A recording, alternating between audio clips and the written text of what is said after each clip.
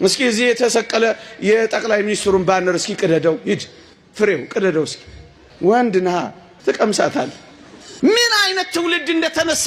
ትዕቢተኛ ትውልድ፣ እቦይ ትውልድ፣ የእግዚአብሔርን ቃል የማያውቅ ትውልድ፣ የረከሰ ትውልድ። ይቅርታ አድርጉልኝ፣ ጸጋ እግዚአብሔር የተለየው ከመንፈስ እግዚአብሔር የራቀ ወንበዴ። ይቅርታ ለቋንቋዬ፣ መሳደቢያ አይደለም፣ እውነት ነው። እንተዋወቃለን። መላእክትን ሲሳደቡ ማያፍሩ፣ ድንግል ማርያም ላይ አፍ ሲከፍቱ ማያፍሩ፣ መሰዊያውን ስጋውና ደሙን የምናከብርበትን ሲሳደቡ ማያፍሩ፣ እግዚአብሔርን ሲሳደቡ በቅዱሳን ላይ አፍ ሲከፍቱ ማያፍሩ፣ የዲያብሎስ አፍ ያላቸው። እኔ የሚያሳዝነኝ የአይሁድ ፊት ብቻ አይደለም፣ የዚህ ዘመን የመናፍቃን አፍና ፊት እንዴት ይበላት የሆነችን ቅድስት ድንግል ማርያም። ምራቃቸው አይገርምም? እስኪ ያንተ እናት ፎቶ ላይ እስኪ ምራቅ ልጥፋ ዝም ትለኛለህ? ኧረ ነው። ምናልባት ታመው ሊሆን እንደሚችል ግን እጠረጥራለሁ። መቼም ጤነኛ እንደዚህ ያደርግ። አሁን የኔን ፎቶ ትረግጠዋለህ? እዛ እኮ በጥንቱ ታሪክ እኮ ንጉሱ እንደዚህ ስዕል ሲያቃልል አንድ አባት አነሳና አሉ የንጉሱን ፎቶ ጣለና ረገጠው አሉ። ባለሟሎቹ እንዴት ነው የንጉሱን ፎቶ የምትረግጠው ብለው አነቁት። እንግዲያውስ የጌታዬ የኢየሱስ ክርስቶስንም ስዕል ለምን ረገጣችሁት አላቸዋል።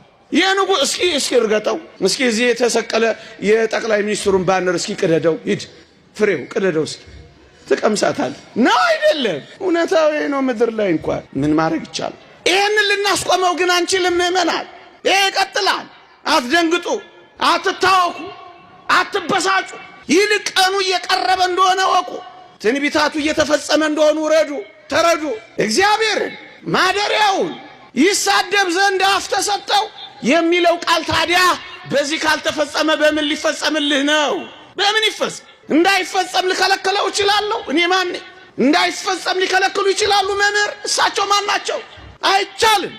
ይልቅ በሃይማኖት ጽና፣ ይልቅ በምግባር ቅና፣ ይልቅ እውነተኛ ነው ያስከው በርታ።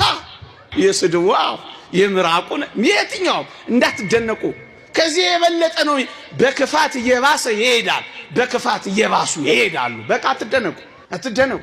እግዚአብሔር ይሄን ስንከላከል እንድንኖር አላደረገን። ምንድነው?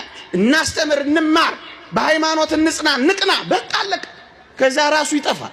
የጠላትን ክንፉን የሚሰብርልን ከእግሮቻችን የሚጥልልን ሚካኤል ስለ ሙሴ ሥጋ ሲከራከር ሰይጣንን እግዚአብሔር ይጣላ ያለው ሚካኤል አያስፈልገኝም የሚል ትውልድ ተነስቷል። አያሳዝንም? እንኳን ቅዱስ ሚካኤል አንተ ለኔ እንደምታስፈልገኝ አያውቅም።